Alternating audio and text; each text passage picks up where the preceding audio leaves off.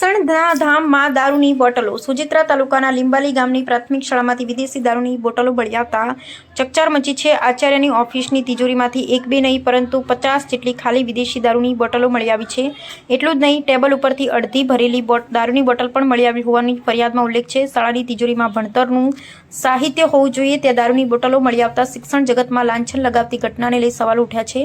સોજિત્રાના in charge તાલુકા પ્રાથમિક શિક્ષણ અધિકારીએ પોલીસ મથકે ફરિયાદ આપતા પોલીસે સુરેશ મગનભાઈ માછી સામે ગુનો નોંધી કાયદેસરની કાર્યવાહી હાથ ધરી છે. શિક્ષણનું ધામ કે દારૂ છુપાવવાનું સ્થાન? આ ઘટનાએ શાળાની વ્યવસ્થા અને જવાબદારી સામે ગંભીર સવાલો ઉભા કર્યા છે. સોજિત્રાના લીંબાલી પ્રાથમિક શાળામાં દારૂની બોટલો. આચાર્યની ઓફિસની તિજોરીમાંથી 50 ખાલી બોટલો મળી. ટેબલ પરથી અડધી ભરેલી દારૂની બોટલ મળી. શિક્ષણના ધામમાં દારૂની બોટલ મળતા ચકચાર. શાળામાં દારૂ છુપાવતા હોવાના આક્ષેપથી સવાલો. ઇન્ચાર્જ ટીપીઓ ની ફરિયાદ બાદ પોલીસ કાર્યવાહી. સુરેશ મગનભાઈ માછી સામે પોલીસે ગુનો નોંધ્યો. શિક્ષણ ધામ બન્યું દારૂ છુપાવવાનું સ્થાન. શાળામાં દારૂ મળતા શિક્ષણ જગતને લાંછન. તિજોરીમાં પુસ્તકોની જગ્યાએ દારૂની બોટલો.